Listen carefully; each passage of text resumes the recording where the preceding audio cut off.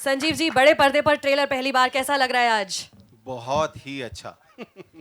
अच्छा संजीव जी, आप भी दिल्ली के ही हैं और दिल्ली में एक ऐसा मतलब अनोखा ऐसा अजूबा, दिल्ली खुद एक शहर है जहाँ पे खूब सारे शहर एक साथ आ जाएं, पर पुरानी दिल्ली क्यों, कहानी बताने के लिए? पुरानी दिल्ली में मैं पैदा हुआ, वहीं पे पला बड़ा 12वीं क्लास तक।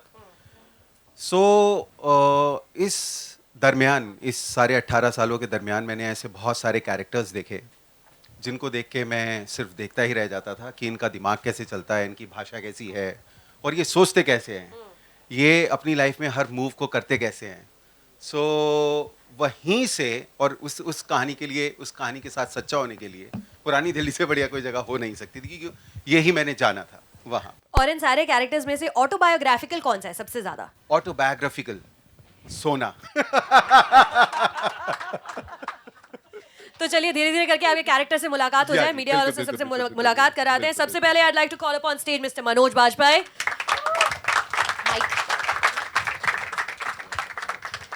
Manoj ji, good evening.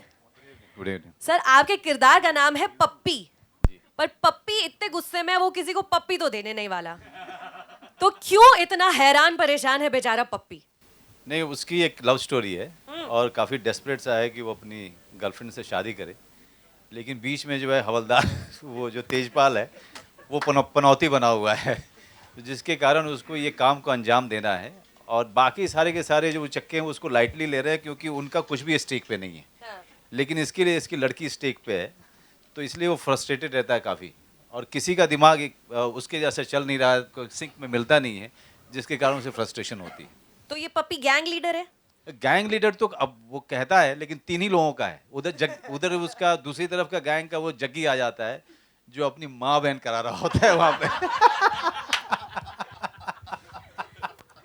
तो सर, ये जो आपकी पनौती है उनको भी बुला लेते हैं, अब मीडिया से रूबरू कराते हैं। मिस्टर के मेनन।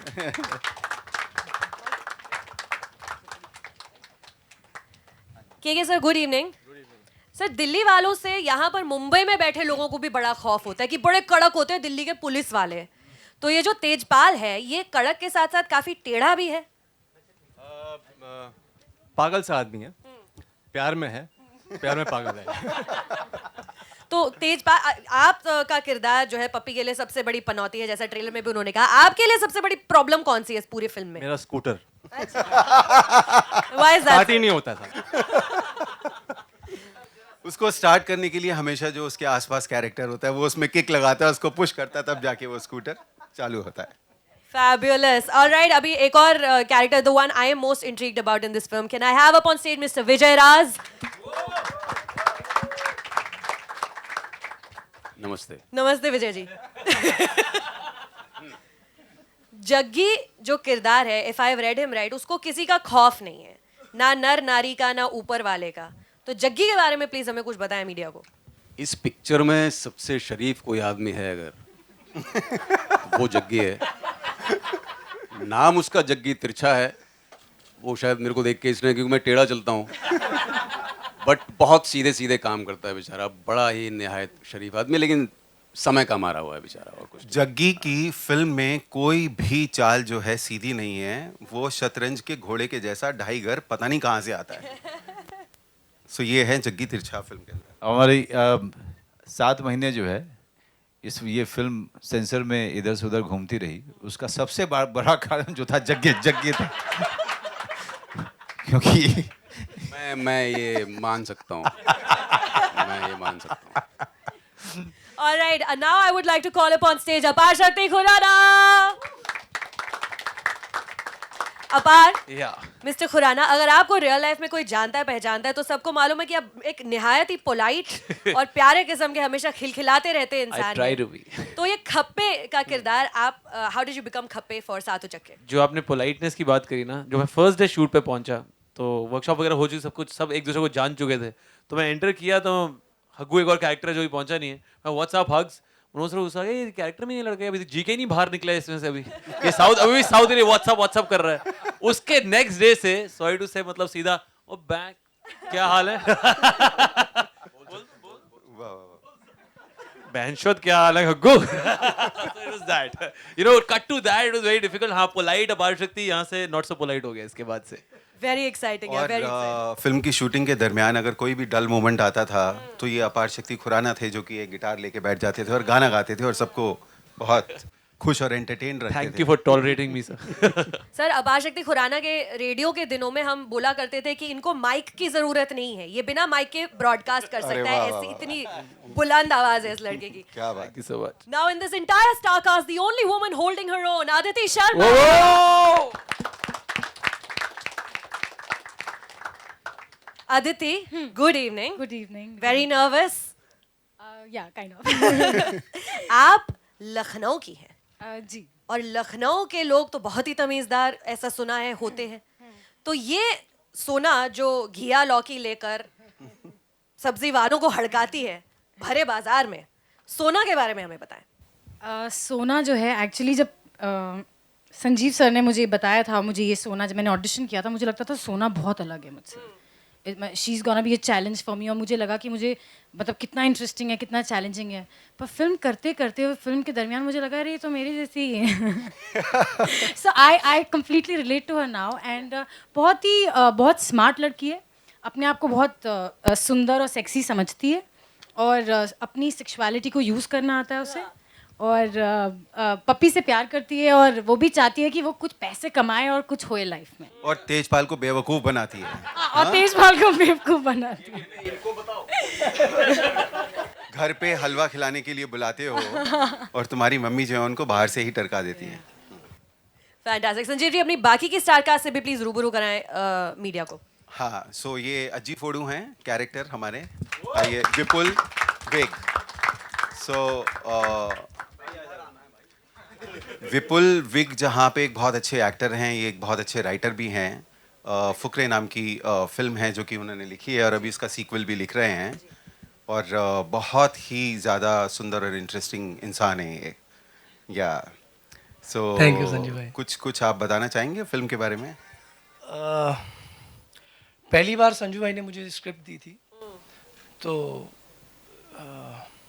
एक तरफ मेरी मॉम सोई थी एक बेडरूम में, दूसरी तरफ मेरी वाइफ सोई थी। मैंने पहला पेज पढ़ा और फिर उन्होंने बोला कि यार 11 बज गए हैं रात के और लाइट बंद कर दीजिए। मैंने स्क्रिप्ट उठाई और किचन में चला गया और 11 बजे से लेके 1:30 बजे तक मैंने एक भी पलक झपके बिना मैंने वो स्क्रिप्ट पढ़ी। वो इतनी इंटरेस्टिंग स्क्रिप्ट थी। तो मैंने संजू भाई को बोला कि संजू भाई ये स्क्रिप्ट जो है ना ये उतरी है, ये लिखी नहीं गई, ये उतरी है, ये कहीं से आई है। Thank you thank you thank you. तो ये एक जादू है स्क्रिप्ट का, और वो बाकी आपने देख लिया ट्रेलर में। Thank you. बाकी का जादू आप फिल्म में देखेंगे। Thank you. इतना ही है ना। अरे thank you thank you thank you. या बब्बे टशनी, जतिन सरना, ये बूटलेगर हैं। ये रेड फोर्ट के बाहर जो हैं फिरंगियों को पागल बना बना के अपना सामान बेचते हैं। ठीक है, सो बब्बे आप बताइए, आपको मतलब क्या एक्सपीरियंस रहा, कुछ बताइए। एक्सपीरियंस तो बहुत ही अच्छा रहा, और मैंने ऐसे लोगों को देखा है क्योंकि मैं दिल्ली में रहता हूँ, तो जनपथ, लाल किला, इन साइड्स में मैंने बहुत ऐसे लोगों को ऑब्जर्व किया हुआ था। तो वो बड़ा इत्तेफाक रहा कि वैसा रोल मुझे करने को भी मिला। और टशनी है और बेचारा लेकिन पैसे वैसे नहीं है उसके पास, और सबसे फट्टू है, तो वो इन सब के खेल में अपना एक उल्लू सीधा करना चाहता है। तो उस तरह का एक कैरेक्टर है वो, और जो सक्सेसफुल हो पाता है नहीं हो पाता है वो आप फिल्म में पूरा देख पाएंगे उसे। Thank you. संजीव जी आपकी स्टार कास्ट में आज 2 एक्टर्स हमारे साथ यहाँ मौजूद नहीं हैं, अनु जी और अनुपम जी, तो प्लीज उनके कैरेक्टर्स के बारे में कुछ मीडिया को बताएं। हाँ, एक सात चक्कों के अंदर में हग्गू और हैं जो अभी तक पहुँचे नहीं हैं। उनकी फ़्लाइट जो है लेट हो गई थी और वो सोच रहे थे कि खुद से ही उड़ाना शुरू कर देंगे। So let's see. सो अनु कपूर जी जो हैं इस फिल्म के अंदर में आप सभी लोगों को बहुत ही अच्छे तरीके से सरप्राइज़ करने वाले हैं। बिच्छी उनका कैरेक्टर है। सो उनके कैरेक्टर के बारे में मैं ज़्यादा नहीं बता सकता इसलिए क्योंकि वहाँ पे एक ट्विस्ट है, या सो वो मैं अभी डिस्क्लोज नहीं कर सकता, but he has performed brilliantly. So और उनके अलावा मिस्टर अनुपम खेर साहब, या सो उनका जो कैरेक्टर है वो भी काफ़ी पिवटल है इस फिल्म के लिए। सो वो दीवान साहब हैं जिनकी हवेली के अंदर में ऐसा माना जाता है कि लाल किले से खजाना जो है लाके रखा गया था और वो अभी भी उनकी हवेली में है। और ये महाशय जो हैं पप्पी जाट वाला, ठीक है, ये बिच्ची के कुछ कथन के ऊपर जो है 2+2 4 करके डिसाइड कर लेते हैं कि यहाँ खजाना है और वो अंदर घुस जाते हैं। ठीक है, तो वहाँ पे जो अंदर होता है वो ट्रूली एक मैजिकल रियलिज्म का एग्जाम्पल है। सो वो सब आप फिल्म में देखेंगे ही। या सो अनुपम खेर जी ने भी बहुत ही सुंदर काम किया है and is been like wonderful all throughout. Yeah A huge round of applause for the entire cast of Saato Chakke standing right here. And इससे पहले कि हम फोटोज के लिए आमंत्रित करें हमारे मीडिया वाले भाई को, let's meet the producers of the film, everybody who has put their weight behind Saato Chakke. So I'd like to call up on stage from Friday Filmworks if Mr. Neeraj Pandey is present here. He's not here yet. Also from Friday Filmworks, Sheetal Bhatia. Sheetal ji. शीतल जी आए हैं। Joining him, I'd like to call up filmmaker, CEO of Wave Cinemas, Mr. Rahul Mitra. Rahul ji, please. हाय राहुल। रजनीश खनूजा अगर वो आए हैं, अभी नहीं पहुंचे हैं. And from crouching tiger of course mister Vikram Malhotra.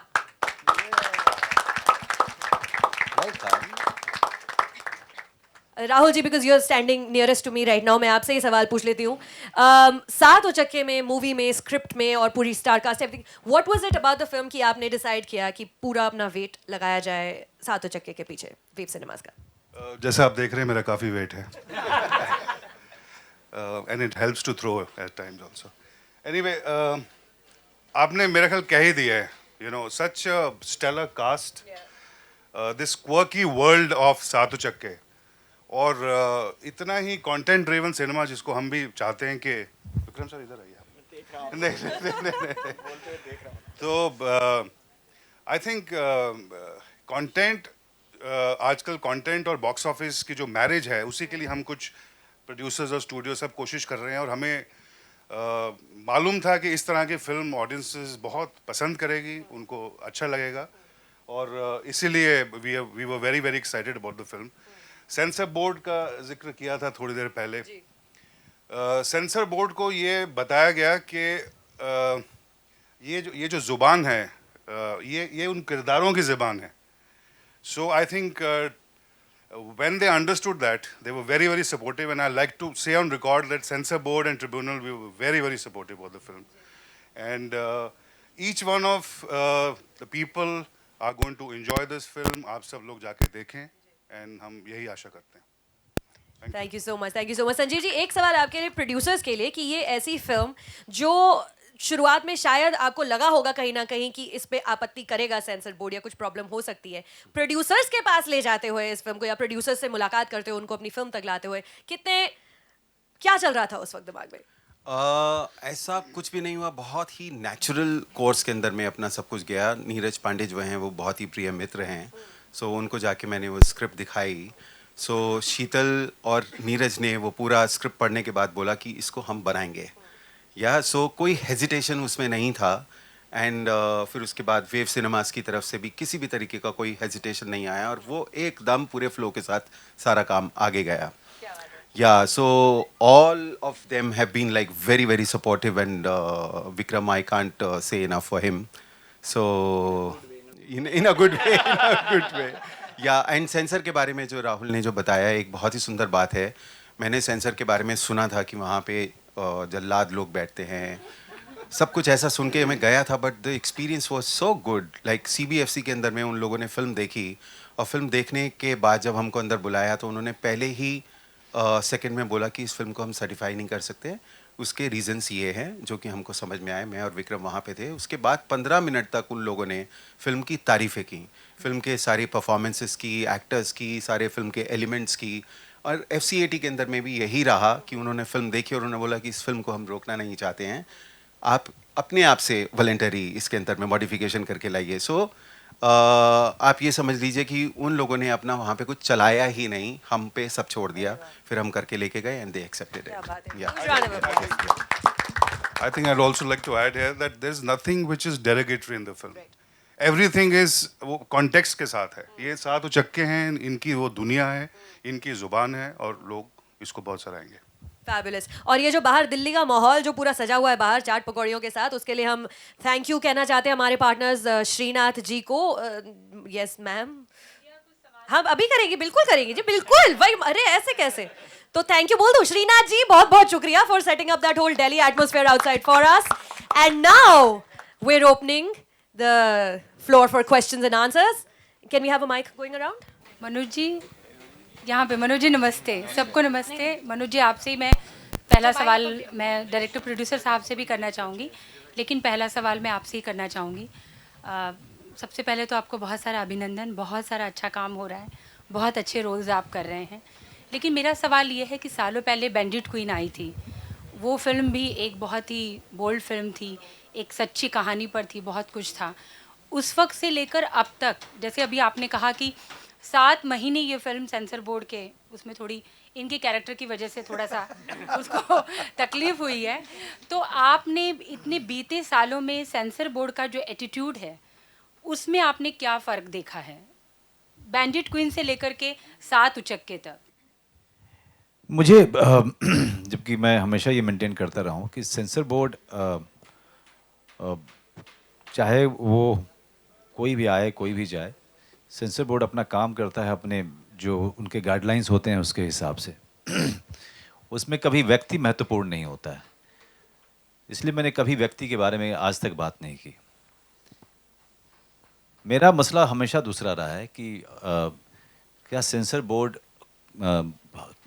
Certify करे या सेंसर बोर्ड हमें क्लासिफाई करे, इस पे ध्यान देने की ज़रूरत है। एंड ऑल्सो जो श्याम बेनेगल जी का रिकमेंडेशन है, आई रियली होप कि जितनी जल्दी हो सके उसको लागू किया जाए, सो दैट जो फिल्म मेकर्स और जो सेंसर बोर्ड के बीच में जो कॉन्फ्लिक्ट लगातार कई सालों से हो रहा है, चाहे वो जो बैंडिट क्वीन का नाम ले रही हैं आप या हाल फिलहाल तक, ये कॉन्फ्लिक्ट चलता रहेगा जब तक हम मॉडर्नाइज नहीं करेंगे रिकमेंडेशंस को, रेगुलेशंस को, गाइडलाइंस को मॉडर्नाइज नहीं करेंगे, उसको आज के हिसाब से नहीं रखेंगे, तब तक फिल्म मेकर्स और सेंसर बोर्ड के बीच में, चाहे वो कोई भी आए, वो आदमी इसमें इम्पॉर्टेंट नहीं है।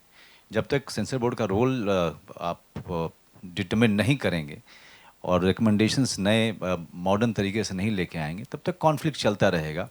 लकली जैसा कि राहुल ने कहा या विक्रम ने कहा और संजीव ने कहा, with this film, this kind of a film, जहाँ पर हम चाहते थे कि लैंग्वेज उसी तरीके की हो जिस तरीके के कैरेक्टर्स हैं और जिस तरह की जगह है और जो हालात हैं, और उसके हिसाब से अगर आप देखिए तो हमें एक for us it was a cake walk.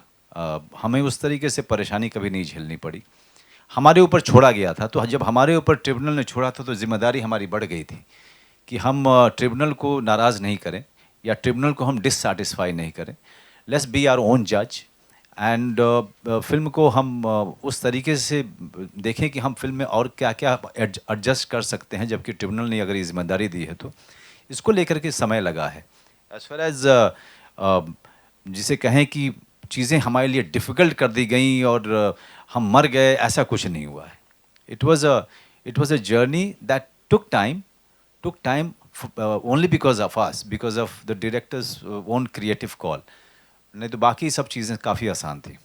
Producer साहब से भी मैं पूछना चाहूँगी सर, जैसे आपने कहा कि आप पर उन्होंने छोड़ा, आप पर निर्भर उन्होंने रहने दिया कि आप उसमें से क्या रखें, तो एक पिछले दिनों बहुत सारा मीडिया और सारी सबको पता है कि बहुत सारी फिल्मों को लेकर के बहुत ज़बरदस्त विवाद हुए हैं, तो ऐसी कौन सी चीज़ें थी सर, आपने क्या कट्स थे जो आपने नहीं रखे, आपने जैसे अपनी फिल्म को उनको जो उस पर आपत्ति नहीं हुई, वो कौन सी चीज़ें थी जो आपने फिर काट दी और आपकी फिल्म भी मतलब उस पर उसका कुछ असर नहीं पड़ा? मैं चाहूँगा विक्रम और संजीव। जिन फिल्मों का आपने जिक्र किया जिनको लेके विवाद हुए थे पिछले कुछ महीनों में, सही या गलत, उनके जो मुद्दे थे वो मुद्दे हमारी फिल्म में मौजूद नहीं थे। हमारी फिल्म को दर्शकों तक पहुंचाने के लिए उन्होंने जो हमारे को सजेशंस दिए वो बाय एंड लार्ज लैंग्वेज को लेकर थे और उनकी आपत्ति भी लैंग्वेज को लेकर थी, जो हमने वॉलंटरीली अपने ऊपर ये दायित्व लेते हुए कि उस भाषा को डाइल्यूट कर दें। डाइल्यूट नहीं, डाइल्यूट वर्ड आप मुझसे सुनना चाहेंगे तो मैं बोलूँगा नहीं, उस भाषा को उस हिसाब से ट्वीक करें कि हर वाक्य का, हर डायलॉग का, हर कैरेक्टर का जो महत्व और मतलब है वो रह जाए, लेकिन साथ में जो कंप्लायंस है कि आज ये देखना पड़ता है गालियाँ जो हैं वो सिर्फ गालियों के तौर पर नहीं है, वो ऑफेंसिव ना हो जाए, किसी व्यक्ति विशेष, धर्म, संगठन के खिलाफ ना हो जाएं। ये सब देखते हुए उसको ट्वीक किया गया था। लेकिन आपको ये भी बताऊंगा कि इतने सपोर्टिव थे हमारे को ट्रिब्यूनल में, जब दूसरी बार और फाइनल बार हम लोग गए, वो वॉलंटरी कट्स उन्होंने सराहे और इमीडिएटली सर्टिफिकेट इशू सर कितने कट्स थे? हमारी फिल्म में टोटली 176 डिस्कशंस थे, जिसमें से 60% अलाउ हुए हैं और रेस्ट हमने खुद से कट्स लेकर मॉडिफाई किया है। लेकिन एक इम्पॉर्टेंट चीज़ है, एक भी जगह ना बीप हुआ ना म्यूट हुआ। फुल क्रेडिट टू संजू कि किस तरीके से इन्होंने वो लैंग्वेज को रिप्लेस किया और सब कुछ रिटेन किया। Thank you sir. You welcome. Modifications, no cuts. Manushya Prabhat ANI से सर।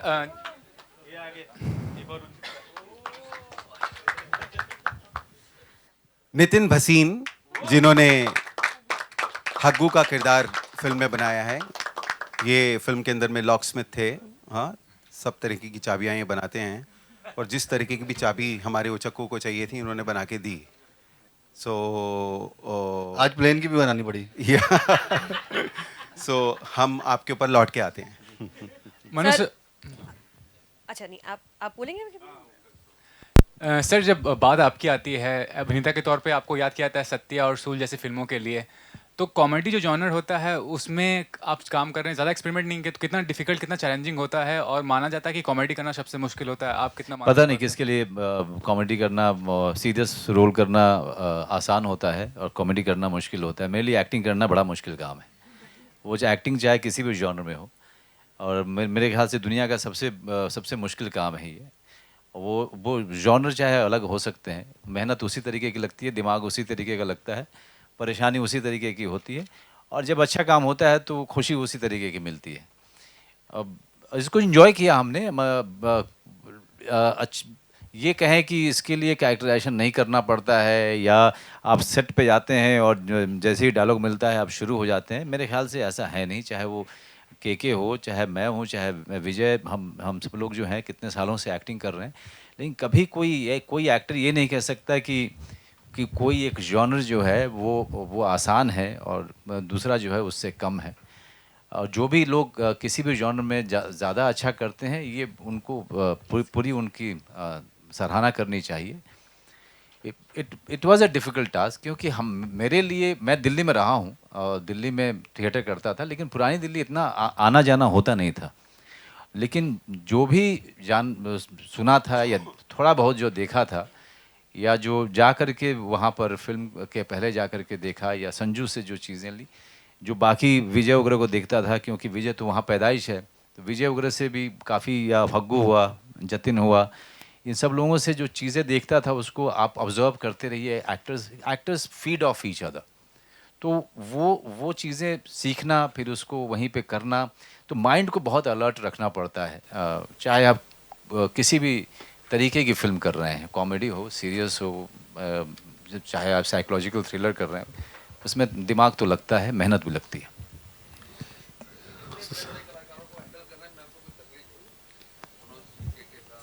बिल्कुल नहीं, किसी भी तरीके की तकलीफ़ नहीं आई, क्योंकि ये सब के सब लोग जो हैं इतने प्रोफेशनल लोग हैं, and all of them were like fully there, और किसी तरह की कोई तकलीफ नहीं। विजय कह रहा है कि पुलिस का भी बंदोबस्त था वहाँ पे। एक पुलिस वाला रखा हुआ था। सर मेरा सवाल यही है कि आपने इन 7 उच्चकों को यहाँ पर, सर ट्रेलर बहुत अच्छी है, पता नहीं पिक्चर कैसे होगा। हाँ बहुत अच्छा होगा। तो ये मेरा प्रश्न ये है कि आप 7 उच्चकों को कैसे हैंडल किया एक ही साथ में इस मूवी में?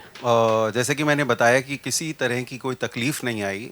जब चीज़ें अपने ही डायनेमिक्स में अपने आप चलती हैं, सो उसका मज़ा ही कुछ और होता है।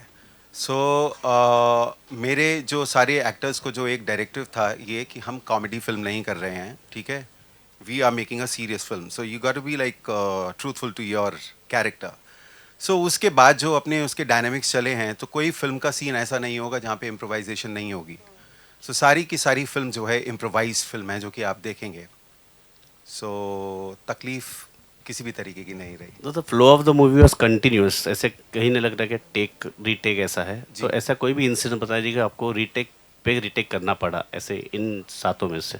इन 7 में से रीटेक पे रीटेक करना पड़ा उस एक शॉट के लिए? एक शॉट के लिए. एक वो टेक्निकली एक शॉट ऐसा था जहाँ पे हमको काफ़ी रीटेक करने पड़े, जहाँ पे अल्टू नाम के किरदार हैं जो कि अपने कुत्ते के साथ में घूमते रहते हैं और उन्हें जग्गी से जो है कुछ पैसे लेने हैं. जग्गी ने उनके साथ कुछ स्कैम किया था. सो वो फिल्म में वो पैसे मांगते हुए ही दिखाई देते हैं. सो एक सीन था ऐसा जहाँ पे ये छत पे चढ़ रहे हैं और वो बहुत ही संकरी गली थी, और उस संकरी गली के अंदर में वो ये जग्गी का कैरेक्टर जो है आगे आ रहा है और वो पीछे से उसको फॉलो करता हुआ आता है कि तू मेरे पैसे कब देगा. So that was the technical shot जहाँ पे हमारे कम से कम नहीं तो 15-16 रीटेक हुआ. Otherwise it was like the film was flowing on its own, the entire shooting. Yeah. Sorry. बाकी मतलब कोई कैरेक्टर, कोई एक्टर इस बारे में कुछ बोलना चाहे? सर. जी जी सर, मेरा नाम है Suresh Mehta, Bollywood web TV USA से. जी. मेरा ये क्वेश्चन है, आपकी ये फिल्म ट्रेलर देख के कॉमेडी तो है, हंसाएंगे लोगों को, लेकिन इस फिल्म के द्वारा मनोज जी ने, आपने और पूरी टीम को आपको बधाई है, शुभकामनाएं, ऑल द बेस्ट है. Thank you. लेकिन इससे क्या मैसेज है इस फिल्म से? इस फिल्म के अंदर जो मैसेज है वो आपको फिल्म देख के मिलेगा. फिल्म के अंदर में एक बहुत ही बड़ा फिलोसॉफिकल और एक बहुत ही बड़ा स्पिरिचुअल मैसेज भी है, वो आपको फिल्म देख के मिलेगा. सो वो मैं अभी डिस्क्लोज नहीं कर सकता उसे. Okay sir. सो अपने इस सारे एंटरटेनमेंट क्वोशंट के अलावा फिल्म जो है अपने फिलोसॉफिकल एस्पेक्ट में भी बहुत ज़्यादा स्ट्रांग है. वो आप महसूस करेंगे जब फिल्म देखेंगे. Ma'am has a question right in front. We're going to take the last few questions now. Manoj ji से मेरे को, मनोज जी से. Last few questions now. Ma'am has a question right in the front row. Sir, मेरा सवाल आपसे, उचक्का शब्द आपने जी कहाँ से लिया? ये जनरली भोजपुरी अवधि ये में बोलते हैं. पुरानी दिल्ली की फिल्म है. पुरानी दिल्ली के अंदर में बहुत ही ज़्यादा लोकल पार्ला में इसको बोला जाता है चोर उचक्के जो होते हैं. सो चोर जो हैं वो थोड़े सीरियस होते हैं, उचक्के जो है वो पेटी थीव्स होते हैं. ठीक है, थोड़े कम सीरियस चोर होते हैं.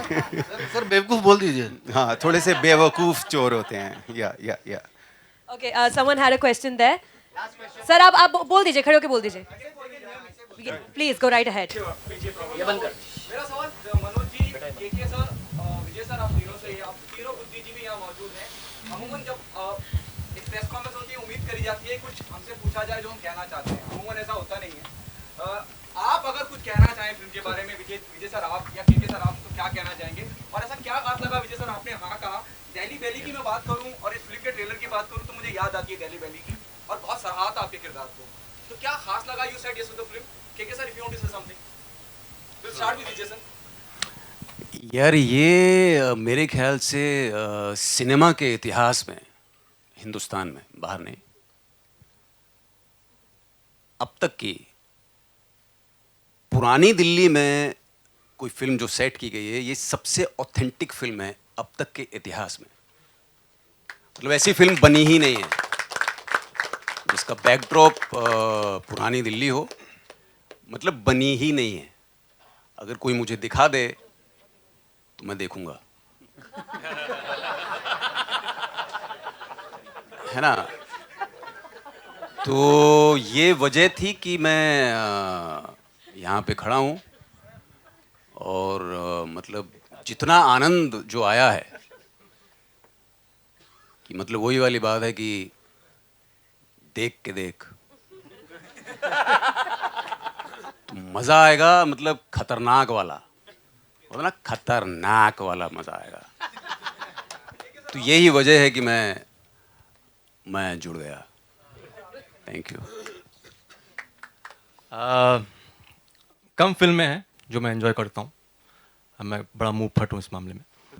ये जो है मुंबई इंडस्ट्री में मैं सुनता आ रहा हूँ कि अगर पुरानी कहावत है कि अगर 10 क्लैप ट्रैप है ना, तो फिर आप फिल्म को चलने से कोई रोक नहीं सकता है। सट है। एक मनोज भाई, एक चीज़ और होती है ना कि जब लोग बैठे हैं, सारे दोस्त लोग हैं, किसी एक ने चुटकुला सुनाया, सब लोग हंसे, तो बाकी लोग उससे ईर्ष्या थोड़ी करते हैं। कैसे करेंगे?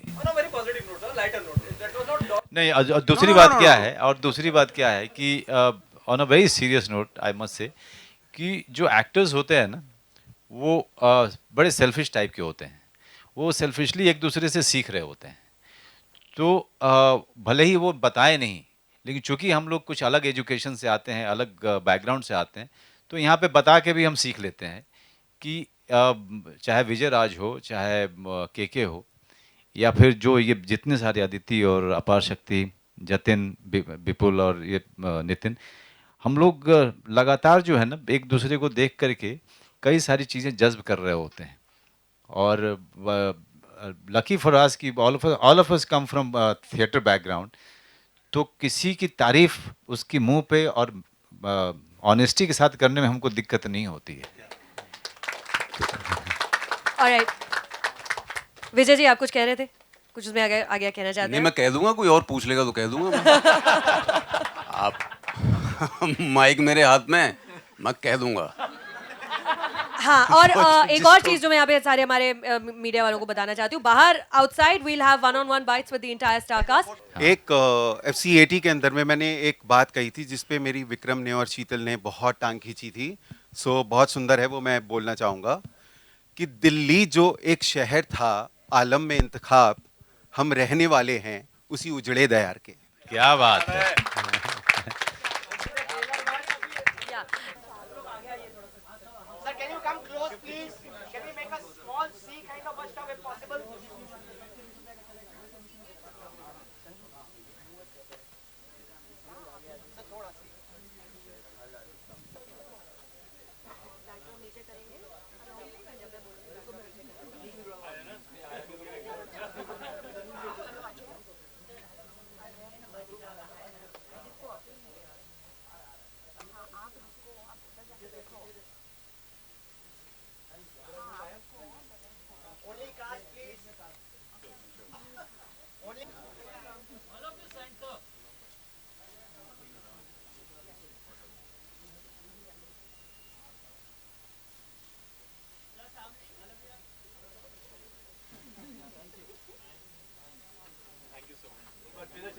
एक बार ट्रेलर चला लेते हैं, उसके बाद